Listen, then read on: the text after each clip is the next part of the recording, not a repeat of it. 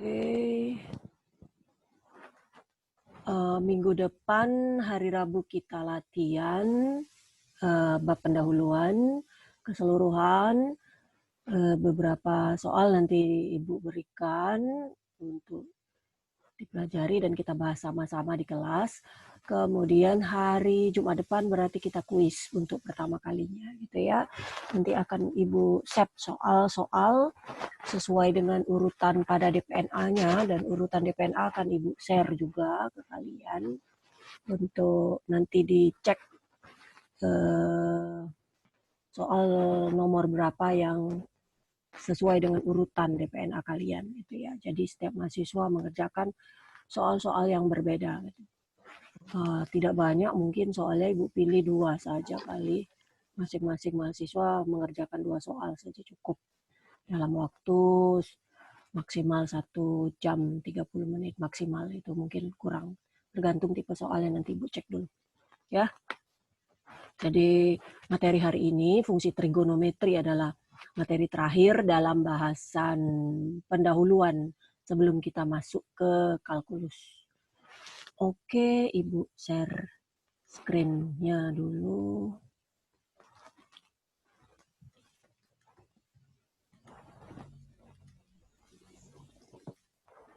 Oke, ada?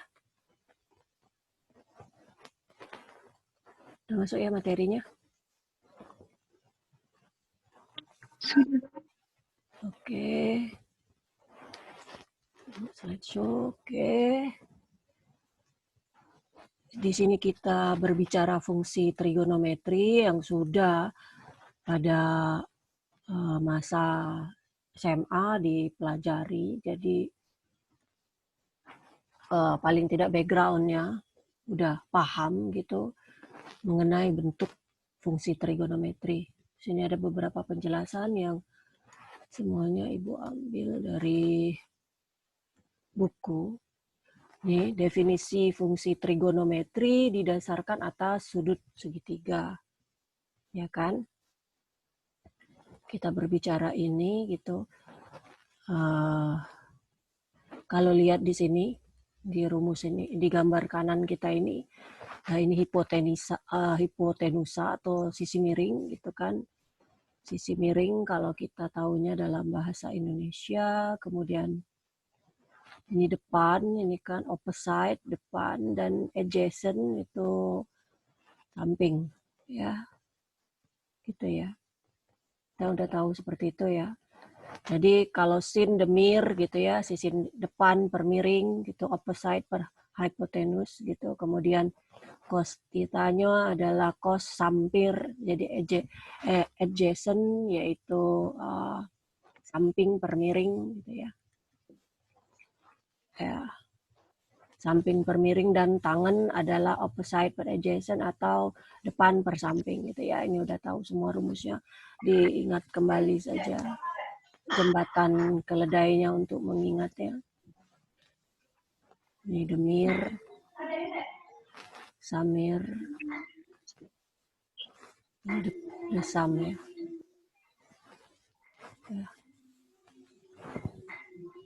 Oke. Jadi menurut segitiga siku-siku. Kemudian definisi dari sin, kosinus, sinus, kosinus, tangan, fungsi-fungsi sinus, kosinus, dan tangan. Dilihat betul-betul gambar 1 karena konsep ini diperlukan untuk banyak aplikasi di buku ini.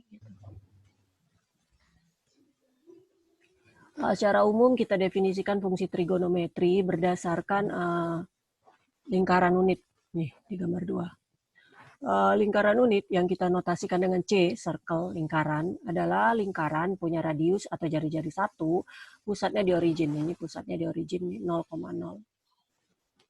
0, dan ini tuh panjangnya 1. Jari-jarinya. Ini 1. Misalkan A adalah titik 10 nih, ada A nih, 10. Dan misalkan T adalah bilangan positif nih, bilangan positif T. Kemudian ada titik tunggal P. Ada titik tunggal P ini yang terletak pada lingkaran C. sehingga jaraknya bisa dihitung counterclockwise, artinya berlawanan arah jarum jam. Jadi dihitung panjangnya atau jaraknya berdasarkan arah berlawanan jarum jam, dari sini ke sini gitu. Jadi kita ke sini hitung jarak. Itu ya. Sekitar busur AP. Ini busur AP-nya. Ini A dan ini P, ini busur AP-nya ya. Yang akan sama dengan T. Ingat kembali bahwa keliling lingkaran adalah 2 PR, ya kan? Keliling lingkaran 2 PR, jadi keliling dari C adalah 2 pi. Ya, karena nggak ada air yang nggak melibatkan jari-jari. Jadi jika T sama dengan pi, maka titik P tepat setengah jalan pada lingkaran dari titik A. Dalam hal ini, P adalah titik min 1,0. Jadi kalau setengah jalan, ya berarti kan min 1,0. Gitu kan, kalau setengahnya. Jika T-nya 3pi per 2, kalau ini T sama dengan pi ya, kalau setengahnya. Kalau T-nya min 3 per 2, maka P adalah titik 0, min 1 berarti di sini. Ini 3 per 2-nya. Nah, gitu. Dan jika T sama dengan 2pi, maka P adalah titik A. Berarti P ini adalah titik A. Jadi dia bergerak. Kalau dia bergerak setengah berarti di sini. Kalau dia 3 per 2 berarti ini. Kalau dia bergerak pi, ini pi, ini 3 per 2 pi. Gitu ya. Jika T lebih dari 2pi, maka akan lebih dari 1 kali lingkaran, sirkuit lingkaran untuk nge-trace, untuk mencari jejak busur AP. Berarti dia ngulang lagi, periodik. Tapi lebih dari 1 kali putaran artinya gitu.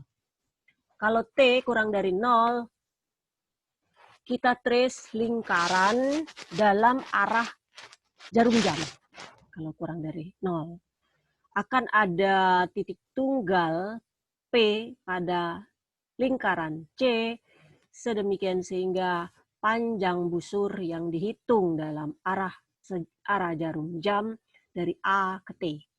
Jadi, untuk setiap bilangan real T, kita selalu bisa asosiasikan titik tunggal P, X, Y di lingkaran unit. Hal ini memudahkan kita membuat definisi kunci mengenai fungsi sinus dan kosinus. Fungsi sinus dan kosinus ditulisnya sin atau cos gitu ya. Bukan huruf tunggal seperti F atau G, bukan. Tapi sin, sin gitu ya. Kosinus, cosine. Nah, parentesis di sekitar variabel independennya biasanya dihilangin gitu. Gak perlu ada kurungnya. Kecuali untuk menghindari beberapa keraguan aja. Gitu. Jadi kita tulis parentesis itu kadang-kadang nggak perlu kita tulis. Jadi nggak perlu sign dalam kurung apa gitu. Terus aja sign atau sin ya, sorry. Sin gitu. Oke, berikutnya. Nah, ini fungsi sin dan fungsi sinus dan kosinus. Kalau misalkan T adalah bilangan real yang menentukan titik P, X, Y seperti di gambar 2 tadi, maka kita bisa assign atau bisa kita tuliskan sin T itu sama dengan Y dan cos T sama dengan X. Gitu ya. Selalunya seperti itu. Jadi Y itu adalah sin T-nya dan X adalah cos T-nya. Sifat dasar dari sinus dan kosinus. Sejumlah fakta mengikuti dari definisi sebelumnya yang sudah dijelaskan di atas. Pertama, karena T adalah sebarang bilangan real, domain untuk fungsi sin dan kosinus adalah pasti antara ini. Gitu. Yang kedua, X dan Y selalu berada antara min 1 dan 1 nilainya. Ya kan, kita tahu juga sinus dan kosinus itu tidak pernah lebih dari min 1 atau 1. Jadi, ringnya udah tahu nih, pastilah min 1, 1. Oke, sorry Ibu. Ambil charger dulu ya, lubet.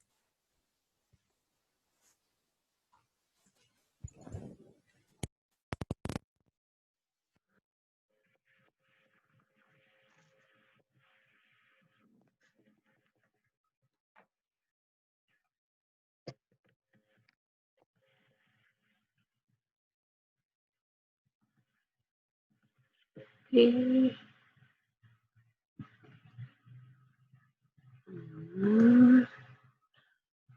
tadi selalu nilainya antara min 1 dan 1, artinya ringnya ya interval tutup min 1, 1. Karena lingkaran unit punya keliling 2 pi, ya, jadi yang di luarnya aja tuh 2 pi, dan nilai T dan T plus 2 pi menentukan titik yang sama yaitu PXY, jadi kita bisa tahu juga sin. Jadi kan dia itu 1 kali unit T plus 2 pi gitu ya. Jadi kita tahu sin T plus 2 pi sama aja dengan sin T itu sendiri karena 2 pi sudah 1 kali lingkaran penuh. Jadi dia berulang lagi gitu. Jadi cos T plus 2 pi ya sama aja cos T juga. Gitu ya. Catatan bahwa parentesis itu diperlukan kalau kita maksudkan sin T plus 2 pi, bukan sin T plus 2 pi. Gitu. Jadi parentesis atau kurung itu. Kalau tidak, kita tidak perlu tuliskan seperti ini aja sudah paham. Gitu. Kalau kita maksudkan bentuknya yang seperti ini, ya harus kita buat kurungnya gitu. Supaya enggak ragu-ragu. Jadi takut kalau kita buat sin T plus 2 pi ini nanti berbeda dengan sin T misalnya plus 2 pi gitu ya.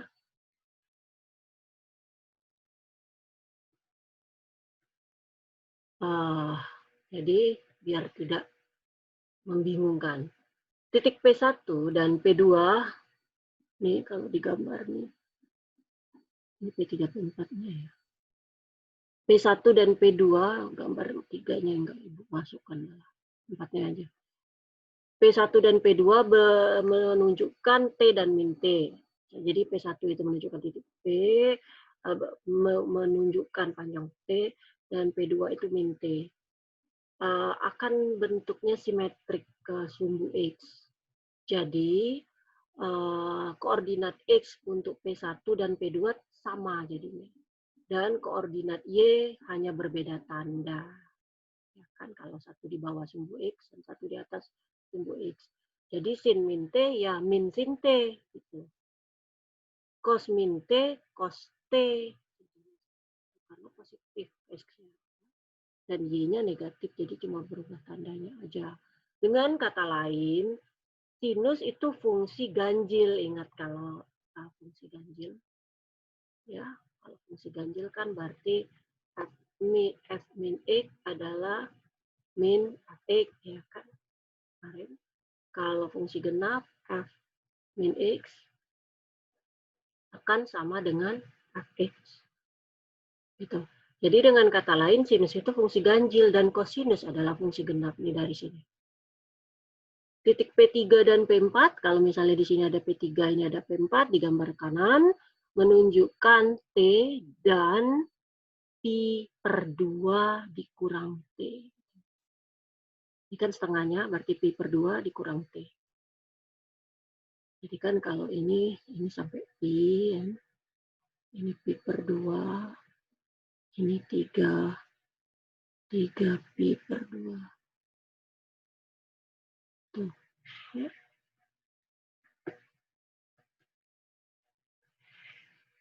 Oke. Jadi, ini tadi, jadi P3 adalah T, P4 adalah Pi per 2 min T, itu akan simetrik terhadap garis Y sama dengan X, ini garisnya. Simetrik. Jadi koordinatnya akan saling bertukar gitu. Ya. Jadi ini XY, yang ini YX. Gitu. Artinya sin Pi per 2 min T itu cos T gitu ya. Jadi bertukar gitu. Dan cos Pi per 2 min T itu sin T. Kalau di nih kuadran 1. Ya, di batas 0 sampai 90 derajat. Ya. Jadi kita sebutkan identitas penting yang berhubungan dengan sinus dan kosinus, fungsi sinus dan fungsi kosinus. yaitu sin kuadrat T ditambah cos kuadrat T sama dengan 1. Ya. Untuk setiap bilangan real. Identitas ini berlaku dari fakta bahwa karena titik X, Y adalah lingkaran unit dan XY memenuhi X kuadrat tambah Y kuadrat sama dengan 1 persamaan lingkarannya. Ini fungsi trigonometrik lainnya, 4 fungsi trigonometrik lainnya, yaitu tangen T, kotangen T, sekan T, kosekan T. Jadi kosekannya bentuknya CSC. Jadi tangen T itu adalah sin per cos, kotangen itu cos per sin, kosekan adalah sepersin, dan sekan adalah sepercos. Ya. Oke. Berikutnya kita lihat contoh 5. Ini ada beberapa contoh, Ibu. Ambil satu contoh saja.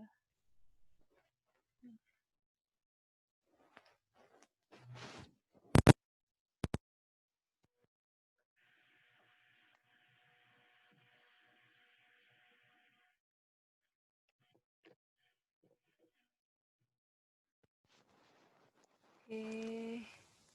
Kita lihat di sini kita diminta tunjukkan bahwa tangen itu fungsi ganjil.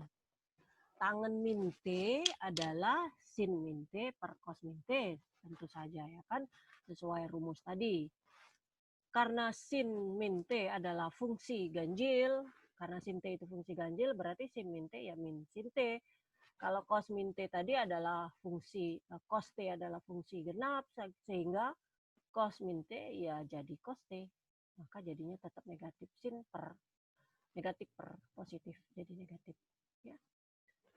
Kemudian ada diminta membuktikan beberapa bentuk identitas di bawah ini. 1 plus tangen kuadrat T sekan kuadrat T, 1 plus kotangen kuadrat T adalah kosekan kuadrat T. 1 plus tangen kuadrat T itu adalah 1 plus sin kuadrat tambah cos kuadrat. Kita transformasikan bentuk ini ke sini. Sin kuadrat plus cos kuadrat ini kita samakan penyebut, sama-sama cos kuadrat. Berarti ini jadi cos kuadrat juga, satunya jadi cos kuadrat per cos kuadrat, itu 1. Tambahkan, ini kita tahu identitasnya adalah 1. 1 per cos kuadrat, sepercos adalah sekan kuadrat. Dengan cara yang sama, kita bisa lakukan ke kotangen kuadrat tentu saja. Tangen kuadrat berarti cos kuadrat per sin kuadrat. Kita samakan penyebut, sin kuadrat plus cos kuadrat, 1 juga, sepersin kuadrat adalah kosekan kuadrat T. Gitu ya. Ada banyak latihan mengenai pembuktian identitas yang tentu saja sebenarnya dari SMA sudah diberikan. Oke, hubungannya dengan trigonometri sudut. Sudut diukur bisa dengan derajat, bisa dengan radian. 1 radian menurut definisi adalah sudut yang berhubungan dengan busur panjangnya 1 pada lingkaran unit. Ada nih di gambar 12, cek sendiri di buku. Sudut menunjukkan revolusi lengkap yang mengukur 360 derajat. Tapi hanya 2 pi radiannya. Secara serupa, sudut tegak, sudut lurus itu adalah 180 derajat atau pi radian. Jadi fakta yang penting untuk diingat. Ya. Jadi kalau 360 derajat itu adalah 2 pi radian, kalau 180 derajat berarti pi radian saja. Jadi ini lihat 180 derajat adalah pi radian. Kalau kita ubah, pi itu kan adalah 3,14 sekian gitu ya. Bilangan pi itu ini sebesar ini. Ya, akan membawa kita menjadi dapat hasil ini. Berarti 1 radian ya bagi aja 180 bagi 3,14 tadi, yaitu sekitar 57,29. 1 derajat bagi ini 0,017453. 3. 1 derajat bagi 57,29. 1 derajat bagi 3,14 tadi, yaitu sekitar 57,29. 1 derajat bagi 3,14 tadi, yaitu sekitar 0,017453. 3. 1 derajat bagi 57,29. 1 derajat bagi 3,14 tadi, yaitu sekitar 0,017453. 1 derajat bagi 3,14 tadi, yaitu sekitar 0,017453. Cek ini.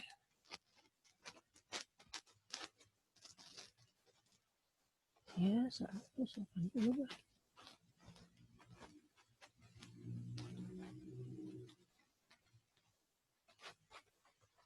Ya, jadi kita bagi aja nih. Berarti kalau 1 radiannya, ini tanda seperti ini dia adalah aproksimasi ya, jadi bukan nilai eksaknya gitu ya, karena tergantung dari pembulatan. Jadi 180 per 3,1415927 gitu. Jadi 1 radian berapa derajatnya? Jadi 57,29578 derajat. 1 derajat berarti tinggal dibagi.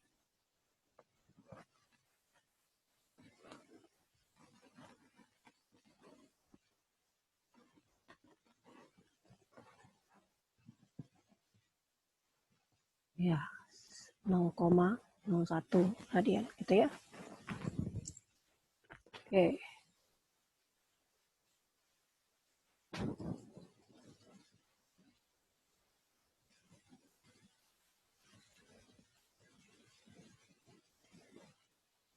Tuh.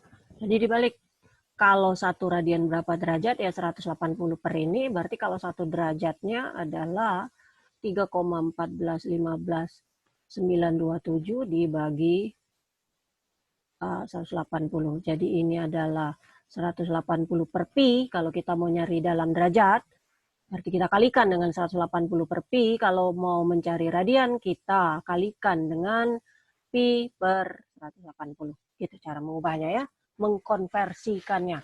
Kalau ditanya derajat, berarti kita kalikan 180 per pi. Kalau kita mencari radian, kita kalikan dengan pi per 180. Gitu ya. Untuk memudahkan, kadang-kadang kita tetap biarkan aja dalam pi gitu. Ya. Kalau ternyata tidak bulat, ya nggak apa-apa, kita biarkan saja. Oke, berikutnya.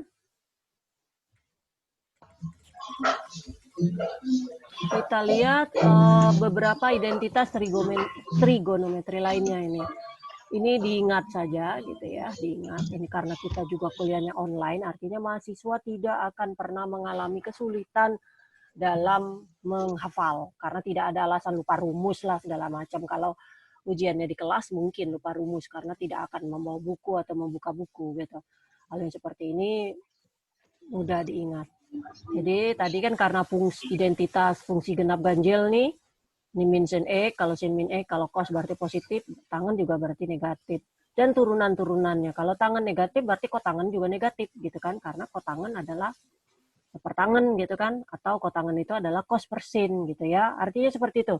Ini beberapa saja, bukan semuanya. Artinya turunan-turunan dari bentuk-bentuk dasar sin cos tangan ini bisa berlaku semua. Kosekan adalah sepersin, berarti kosekan juga fungsi ganjil. Sekan adalah fungsi genap karena sekan adalah seperkos ya kan.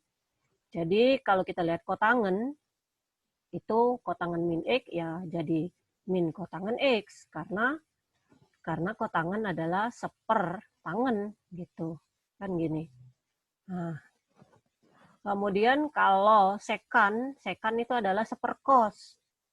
Kos itu sendiri adalah positif. Jadi pastilah sekan ini, sekan min X ya sekan X. Gitu ya. Kemudian kosekan. Kosekan X itu adalah sepersin. Sedangkan sin itu adalah negatif. Fungsi ganjil. Jadi sepersin min X ya berarti min kosekan X. Itu ya.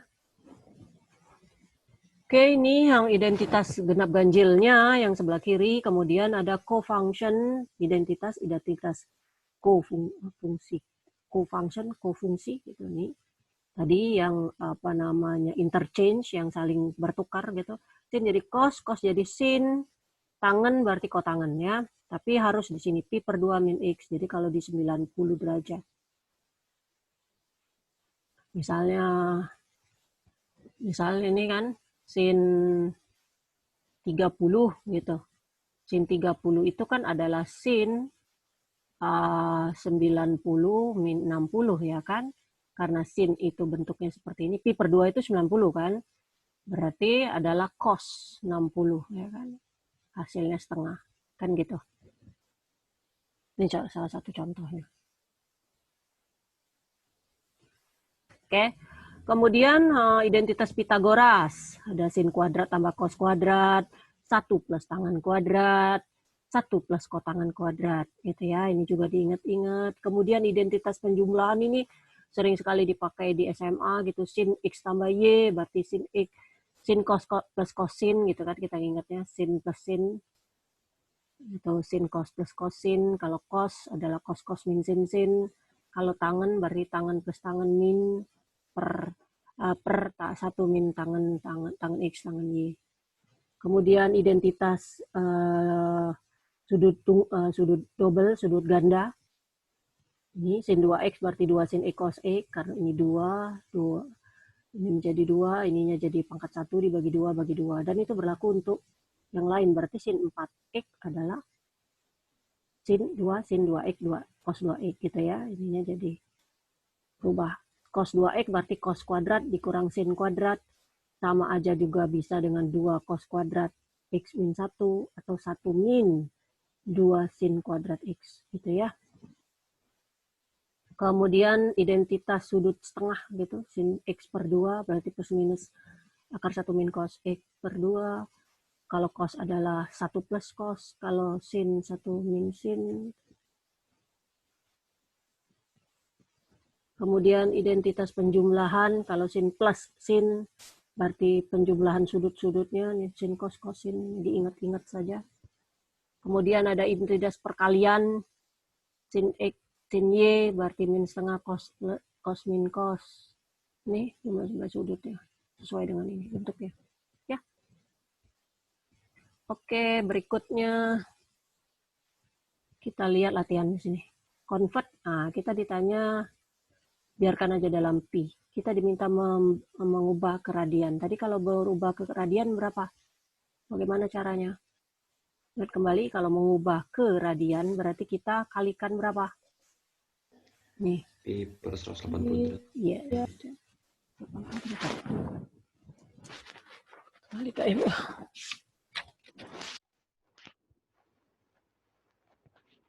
Ya, pi per 180. Oke, dengan begitu kita bisa lihat berarti ini adalah apa jawabannya? Berarti 30 dikali pi per 180. Berapa jadinya? Seperti 1/6 pi, Bu. per 6 pi. Pi per 6 ya. Kalau ini? Pi per 4, Bu. Oke. Berapa? 45 ini? 4. 4 ya? Pi per 4. Oke. Pi per Kalau ini? Min 60 kali pi per 180. Berapa baginya? Min pi per 3. Per 3. Mudah ya. Contoh yang lain banyak. Itu kalau mengukur tadi mengubah ke radian. Kalau mengubah ke radian berarti kita kalikan dengan pi per 180. Kalau kita mengubah ke derajat berarti kita kalikan dengan 180 per pi. Oke. Nah, sekarang kalau kita mau mengubah ke derajat berarti kita kalikan dengan 180 per pi. Berarti ini adalah 7 pi per 6 dikali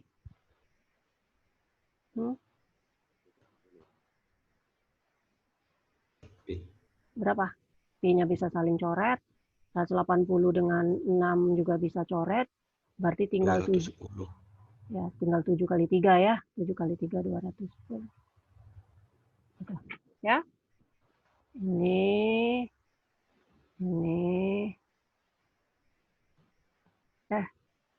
Ya. Ini 3 pi per 4 dikali 180 per pi, yaitu kalau ini berapa? Kalau disederhanakan bisa nggak? Coba cek. 135. 80 bagi 4. 45 ya. Ini 4. Ini 45 ya. T kali 3. 135. Iya. Oh ya, 35. derajatnya jangan lupa ya. Kalau ini min pi per 3 dikali 180 per pi. Ini adalah Min 60. 60 derajat. Oke, yang lain juga bisa dicari. Nah, sekarang kita diminta membuktikan identitas. Mana ini?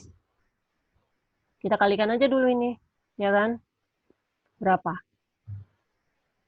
Ini kalau dikalikan ini, berapa deh faktor ini? 1 kuadrat dikurang sin kuadrat Z. Ya, 1 kuadrat dikurang sin kuadrat Z. Sama dengan 1 min sin kuadrat Z. 1 min sin kuadrat Z apa? Cos kuadrat Z. Yes, cos kuadrat Z. Dan kita tahu cos itu tadi sendiri adalah seper Second. second. Oke. Udah. Ingat ya, kalau cara yang paling mudah antara hubungan kosekan dengan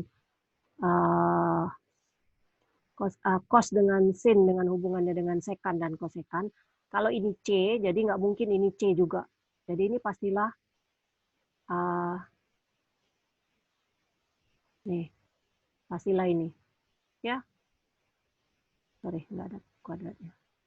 Jadi kalau C ini kawannya dengan S, nggak mungkin sama-sama C. Jadi nggak mungkin cos itu kosekan.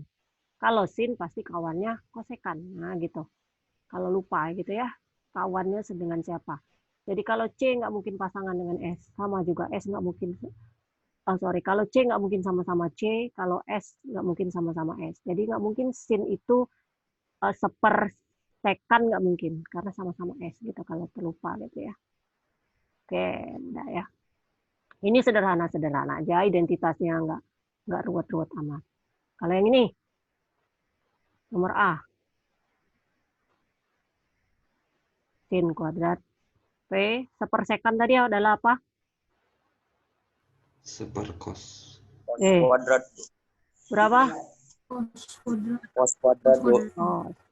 Bukan sepercos kuadrat, cos saja. Dan kita tahu sin kuadrat tambah cos kuadrat adalah nomor B.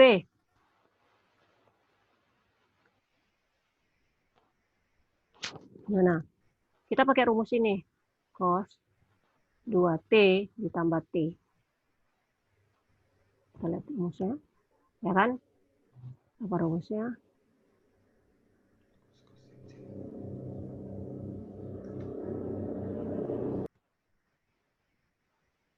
Nih. Cos min sin. Oke?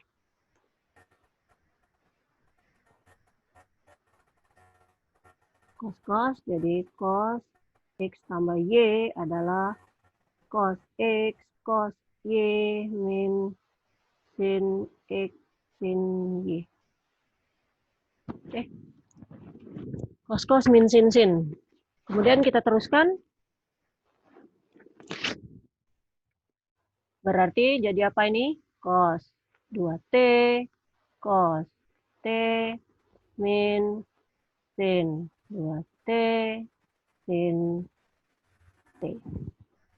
Cos 2T ada rumusnya ya kan? Kita ubah semuanya dalam cos. Kenapa kita ubah semuanya dalam cos? Karena rumusnya ini pembuktiannya semuanya dalam cos ya. Jadi jangan diubah yang lain nanti tambah bingung. Lihat sebelah kanan yang dibuktikan sama dengan berapa? Sama dengan cos. Jadi yang tidak cos kita jadikan cos gitu ya. Dengan menggunakan identitas lainnya. Cos 2T kita tahu kan rumusnya tadi 2 cos kuadrat T min 1 ya kan? Oke. Ini adalah cos T dan sin 2T adalah 2 Sin T cos. ya 2 sin T cos T dikali sin T lagi. Kalau ini kita keluarkan jadi 2 cos pangkat 3 T min cos T. Yang ini sin kuadrat, jadi min 2 sin kuadrat T cos T. Masih ada sinnya. Kita buang nih, yang lain udah cos T nih, dampaknya udah mendekati gitu. Artinya kita tinggal ubah lagi. Kita tahu sin kuadrat T adalah apa? Kalau 1 dikurang cos kuadrat T. iya, 1 dikurang cos kuadrat T, berarti ini cos pangkat 3T min cos T min 2 dikali 1 min cos kuadrat T dikali cos T. Sama dengan 2 cos pangkat 3T min cos T. Ini dikalikan ini kali ini kali ini. Berarti min 2 cos T ini kali ini kali ini. Berarti plus 2 cos pangkat 3T. Ada yang sama? Kita samakan. 2 tambah 2, 4. 4 cos pangkat 3T. Ini adalah min 3 cos T. Selesai. Ya. Nah, ini yang terakhir. Yang A. Sin per kosekan apa? Coba kita sederhanakan aja. Sin per kosekan. Apa sin per kosekan? Kosekannya kita ubah ya kan? Ya enggak? Ini berarti apa? Ini sin U dibagi kosekan adalah apa? Sepersin ya kan? U ditambah cos U per cos U. Ya kan? Sebenarnya dari sini sudah kelihatan sih. Kalau dibagi sepernya sama aja dengan apa? Nih, jadi sin U dibagi seper. Ya, kan dibagi seper sin U itu sama aja dengan sin U dikali U, ya kan? Sama juga. Cos U dibagi seper cos U adalah cos U kali cos U. Ini berarti apa ini? Sin kuadrat U, dan yang ini adalah cos kuadrat U. Hati-hati ya dengan kuadrat seperti ini ya. Banyak sekali terjadi keliruan. Yang jelas Ibu harapkan dari orang matematika atau fisika nggak mengalami kekeliruan seperti yang bukan matematika gitu. Kalau yang Ibu alami ngajar di beberapa jurusan lain itu, sin kuadrat X itu adalah sin X dikali sin X, ya kan? Atau sin X dikuadratkan gini kan? Sin X-nya yang kuadrat. Tapi kalau sin X kuadrat, ini artinya X-nya yang kuadrat. Hati-hati betul. Suka sekali keliru, ini sederhana, simpel yang sudah kita pahami dari SMA. Tapi berkali-kali masih keliru gitu ya. Jadi kalau bentuk yang seperti ini udah tahu ini yang kuadrat itu adalah sin-nya. Tapi kalau U kuadrat artinya U-nya yang kuadrat, bukan fungsi trigonometrinya. Ya, udah kalau ke sini kan udah jelas nih. Kalau sin kuadrat tambah cos kuadrat pasti apa? Apa nilainya? 1. Iya. Udah. Yang B. Terakhir aja. Sebenarnya ini sudah bisa tahu juga sih. 1 min cos kuadrat kita tahu apa? Sin kuadrat kan. 1 plus kotangan kuadrat tadi apa? Cos. Ingat rumus tadi. Cos apa? Cos per sin. Enggak lah. Nih, lihat lagi. Kita lihat lagi. 1 per tangan. Ini tidak 1 per tangan. Tangan aja. Tadi 1 per kotangan kan? Nih rumusnya. Ya kan? Jadi kosekan kuadrat. Balik lagi.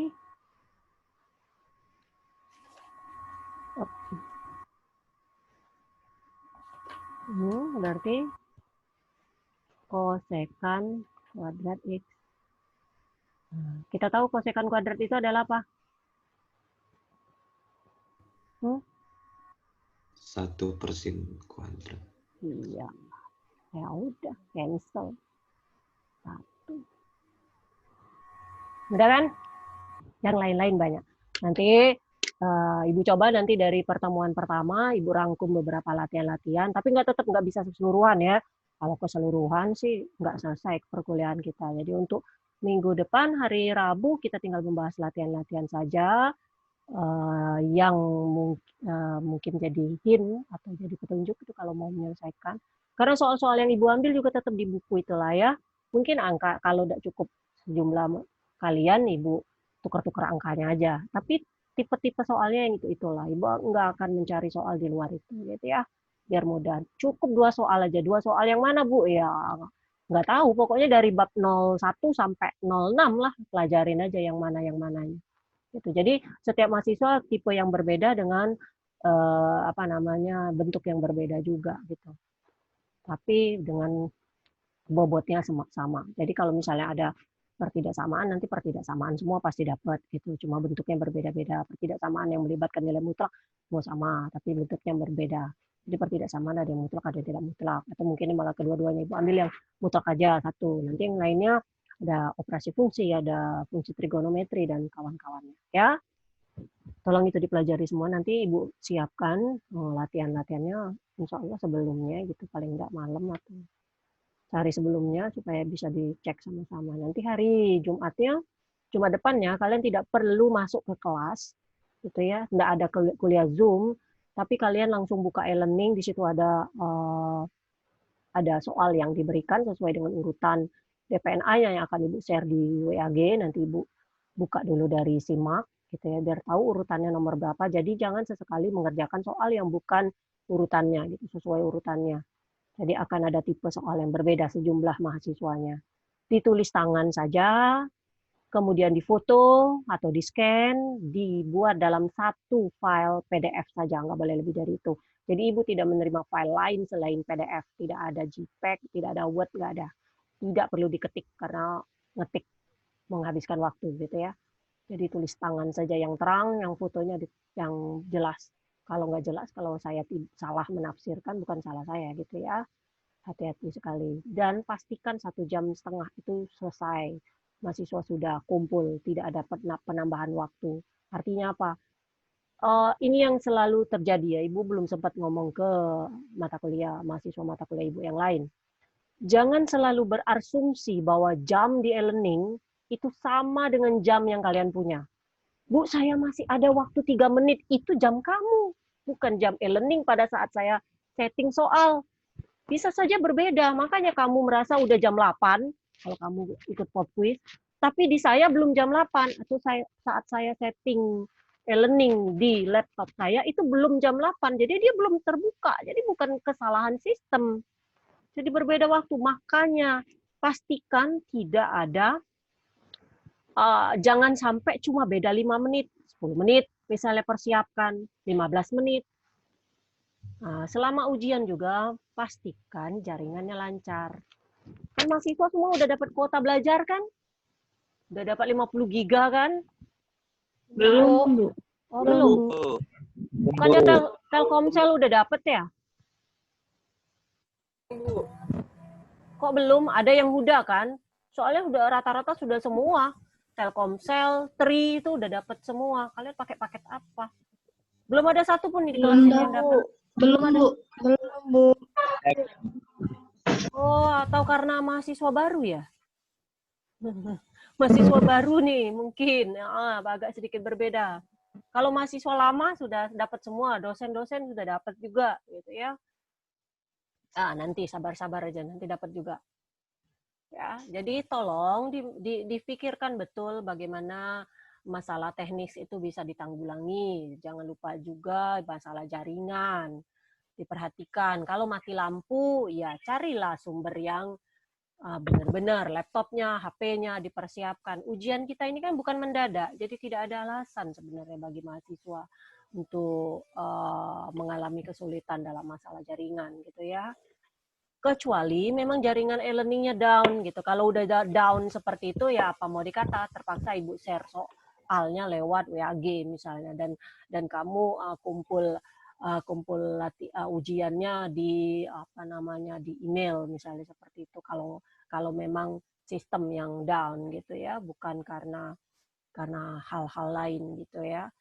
Kalau misalnya Bu, jaringan di saya jelek banget Bu, ya kawan-kawan kalian kan enggak, artinya tidak bisa berlaku sama gitu. Jadi tidak ada prioritas. Tolong usahakan betul-betul. Ibu tidak buat soal banyak-banyak, 2 saja.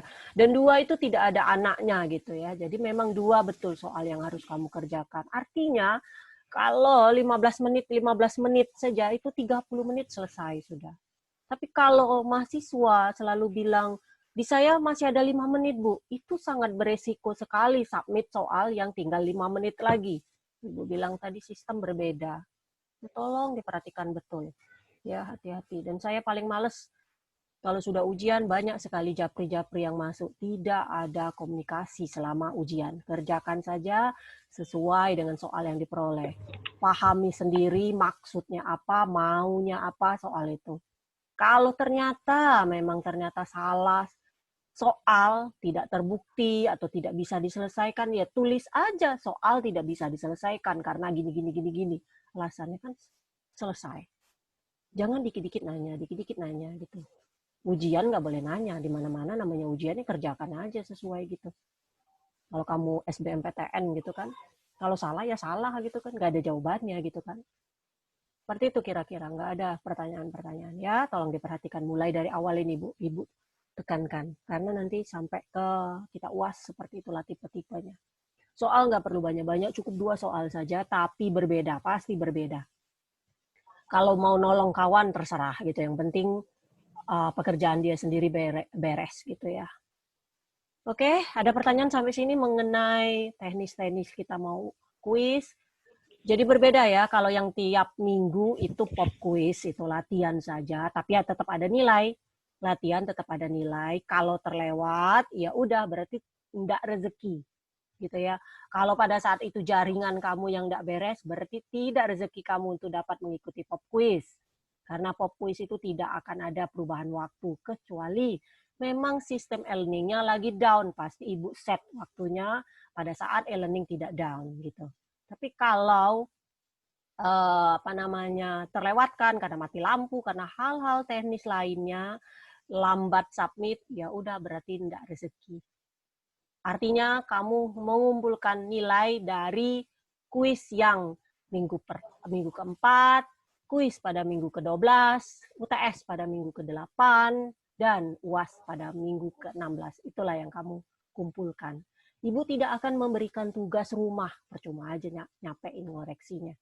Mendingan saya buat pop quiz seperti itu. Pop quiz itu akan saya jumlahkan saja berapa yang didapat mahasiswa. Nggak dapat ya berarti nggak ada nilai tambahan. Gitu aja. Jadi jangan terlalu difikirkan kalau nggak pernah bisa ikut karena alasan teknis.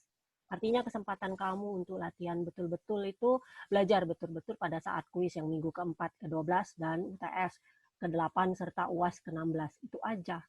Gitu ya. Tidak perlu bertanya terus ke Ibu gitu ya. Karena saya juga tidak memiliki solusi apapun. Dan saya tidak akan ngeset ulang. Kenapa? Karena kalau di set ulang, artinya nilai-nilai atau pekerjaan yang sudah dilakukan oleh mahasiswa lainnya akan teriset juga. Dan itu sangat merugikan. Ya, cuma karena mau nolong satu orang. Gitu ya. Jadi, kalau nggak pernah ikut juga sudah, berarti itu tadi. Tidak rezeki. Kalau ternyata jaringan kamu di situ, coba cari tempat lain. Kalian kau udah mahasiswa, pinter-pinter sedikit mencari cara. Gitu ya, jangan jadi alasan. Sudah tahu jaringan di rumahnya gitu ya, jaringannya yang tidak bagus, banyak nge-lag misalnya, ya jangan dipaksain. Pada saat mengerjakan itu kemana kek gitu, cari tempat yang bagus dikit, cari tempat yang jelas, pasti ada usaha. Jangan sampai juga seperti yang kejadian yang pernah kita baca itu, sampai naik ke bukit lah, ke pohon lah, akhirnya jatuh meninggal. Ya itu kan artinya kelewatan. Masa mikirnya kayak gitu, segitu-gitunya gitu mikirnya. Cari yang betul-betul aman. Ya, oke. Selamat belajar. Nanti masih ada waktu sih, masih minggu depan. Jadi Senin Rabu masih bisa latihan lagi dengan Ibu dulu. Oke? Tidak ada pertanyaan? Ibu tutup ya. Share-nya Ibu tutup, nanti videonya seperti biasa akan Ibu share. Kalau mau dipelajari ulang perkuliahan kita, itulah untungnya perkuliahan secara online. Masih ada waktu untuk mahasiswa nge-refresh balik omongan-omongan dosennya gitu kan. Sangat enak sekali sebenarnya kuliah ini. Oke, sebelum kita tutup, Ibu print screen terlebih dahulu.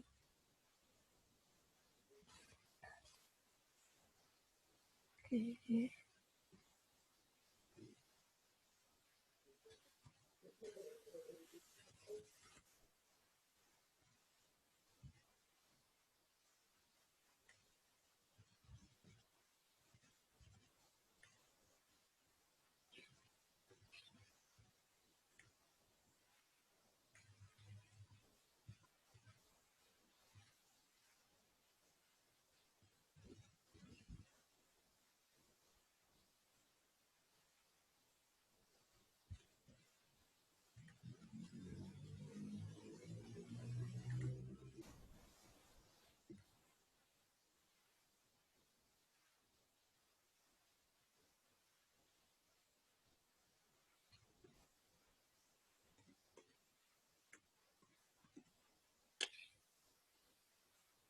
Oke, ya, selesai. Ibu tutup kuliah pada pagi hari ini. Assalamualaikum warahmatullahi wabarakatuh. Waalaikumsalam warahmatullahi wabarakatuh.